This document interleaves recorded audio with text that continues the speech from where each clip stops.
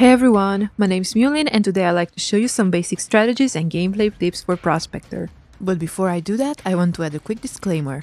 The production time of this video is the 1st of November 2022, and the corresponding game version is 1066755.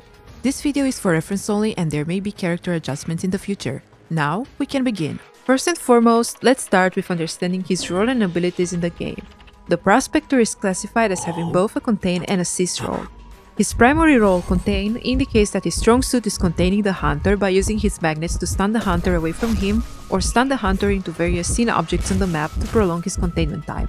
Whereas his secondary role, Assist, shows that he can also be good at assisting his teammates because by stunning the hunter, he's able to help them reach a safer area and contain the hunter for longer. Next, let's talk about his traits. External trait number 1, Magnet. You start the match with one magnet which can replenish and stack up to 3 times. Keep in mind that it takes 60 seconds for one magnet to recharge, so use them wisely. The magnet has 2 polarities, positive, red, and negative, blue, which he can use in tandem with his own body's polarity.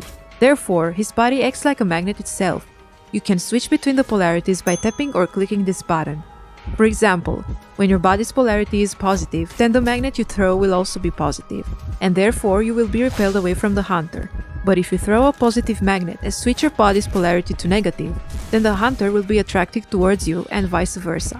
You can tap to throw the magnet immediately or long press to aim and throw the magnet to a specific location. Please note that the magnet's polarities work just like real-life magnets. Opposites attract and likes repel. External trait number 2, Outdoor Skills. This indicates that Prospector can heal his teammates 20% faster, which means that the default time for Prospector to heal a survivor is 12 seconds and a half, compared to the default, which is 15 seconds. External trait number 3, Disruption. It specifies that Prospector's chance of triggering a calibration during decoding is increased by 50%, and that the calibration difficulty is increased by 30%, which means that, compared to most of the characters, the area of success for Prospector's skill check is smaller, so please pay attention while decoding because you might miss a calibration and alert the hunter of your location.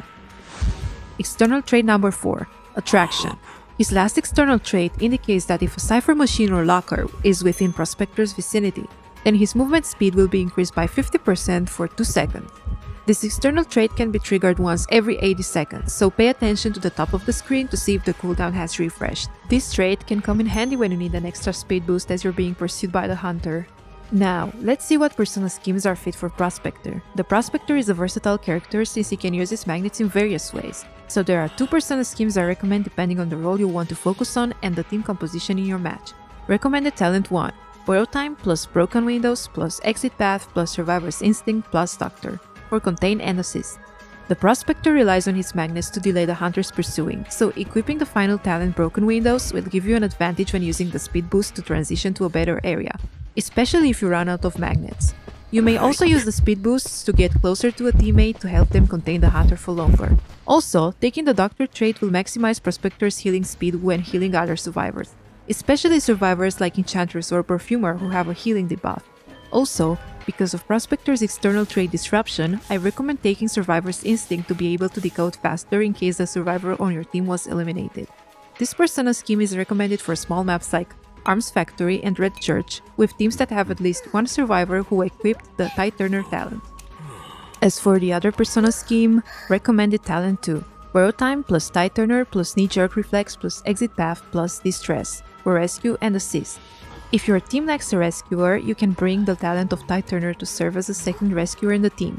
Taking Knee Jerk Reflex will also come with an advantage in this case, because you will still be able to take a small speed boost to get away from the hunter. Or, on the contrary, use the pallet speed boost to get closer to your teammates so you can stun the hunter away from them. The other points will go to Distress and Exit Path because these traits are a must-have if you're playing solo and not with a pre-made team.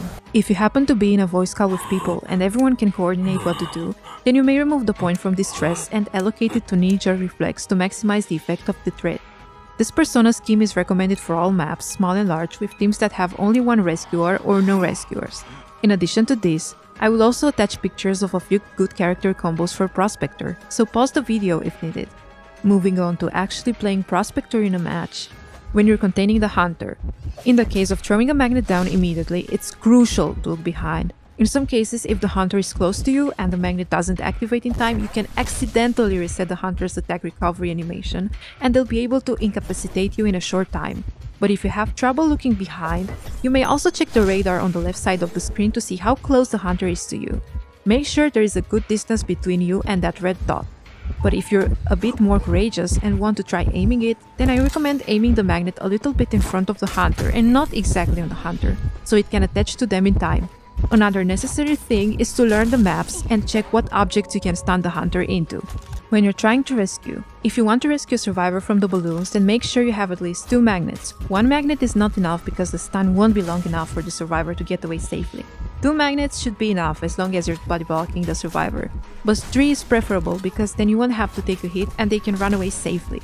Furthermore, I'd like to mention that Prospector is strong against hunters with small hitboxes like X-Boy and Geisha, but he is countered by hunters that can negate his magnets by using their secondary abilities, like Guard 26 bombs or Bloody Queen's Mirror, or hunters that have bigger hitboxes like Wu Chang's White Guard form and Feaster's Charge attack. After learning all of this, I hope you'll be more confident playing Prospector. By the way, try not to get discouraged when you make mistakes and the team gets angry at you. After all, you're just learning and in time you could become a great Prospector. Cheers to you and thanks for watching!